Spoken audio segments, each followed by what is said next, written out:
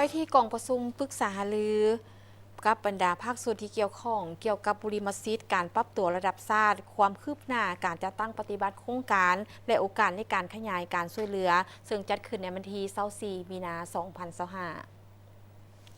กองประชุมปรึกษาหารือกับบรรดาภาคส่วนเกี่ยวข้องเกี่ยวกับบริมสิทธิ์การปรับตัวระดับชาติโดยการเป็นประธานร่วมของท่านอัมไพวันอุดมเดชของกรมคุ้มครองการเปลี่ยนแปลงดินฟ้าอากาศกระทรวงทรัพยากรธรรมชาติและสิ่งแวดล้อมท่านอาวีซากาผู้ตั้งหน้าองค์การสหประชาชาติด้านเคหสถานประจำลาว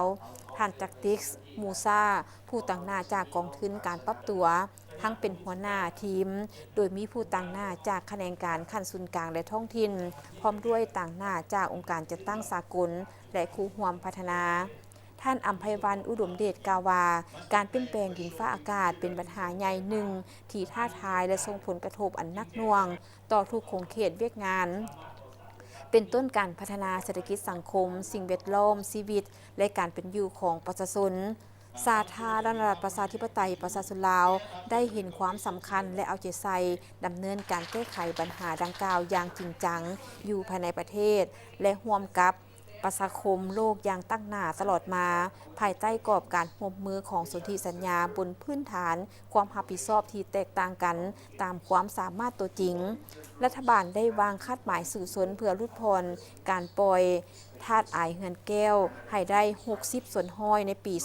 2030และวางเป้าหมายรวมเพื่อลดพรการปล่อยและเพิ่มการดูดซับธาตุอายเฮือนแก้วให้บรรลุเป้าหมายในปี 2050ดังนั้นการสนับสนุนจากกองทุนการปรับตัวแม้นได้จะตั้งปฏิบัติมาแต่ปี 2017 โดยร่วมกับองค์การสหประชาชาติด้านเคหสถานและภาคส่วนที่เกี่ยวข้องขั้นสุดกลางและท้องถิ่นและระยะที่ 1 การจัดตั้งปฏิบัติความเอา189บ้านของ3แขวงคือแขวงอัตตปือแขวงเซกองและแขวงสารวันรวมมูลค่า$4,500,000สหรัฐโดยเริ่มมาแต่ปี 2017 และสำเร็จในปี 2022อันพ้นเด่นแม่นการพัฒนาแบบจำลองการประเมินความเสี่ยงและความบอบบางจากการเปลี่ยนแปลงดินฟ้าอากาศมีข้อมูลทางด้านวิทยาศาสตร์เกี่ยวกับความเสี่ยงของท้องถิ่นและเป็นข้อมูลประกอบเข้าในการสร้างแผนงานแห่งชาติการปรับตัวเข้ากับการเปลี่ยนแปลงดินฟ้าอากาศระยะ2แม้นได้รับทุนช่วยเหลือจำนวน$5,500,000สหรัฐซึ่งจะตั้งปฏิบัติอยู่2เมืองไซภูทองและเมืองเซทามวกเมืองพินแขวงสวรรณเขตแม่นได้สุ่มใส่โครงรางพื้นฐานการสนองน้ำที่มีความทนทานต่อการเปลี่ยนแปลงดินฟ้าอากาศซึ่งได้เริ่มปฏิบัติมาแต่ปี 2021จะให้สำเร็จในปี 2025โครงการระยะ3แม่นได้รับทุน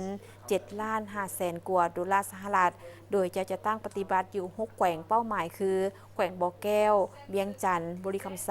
คำมวนจะประซักและอัตตปือโดยจะสุ่มใส่การสร้างความอาจสามารถให้ชุมชนและสถาบันขั้นแขวงเพื่อพัฒนาที่อยู่อาศัยให้มีความยืนยงและความทนทานต่อการเปลี่ยนแปลงดินฟ้าอากาศและอื่นซึ่งโครงการจะได้เริ่มจัดตั้งปฏิบัติในปีนี้จะให้สำเร็จในปี 2028กองประชุมครั้งนี้ท่านอาวีซากากาวาผ่านการสนับสนุนจากกองทุนเพื่อการปรับตัวสามารถทดลองวิธีการบ่เพียงแต่เป็นวิธีการใหม่สำหรับสาธารณรัฐประชาธิปไตยประชาชนลาวเท่านั้นแต่ยังเป็นวิธีการที่เป็นแบบอย่างในระดับโลกอีกด้วย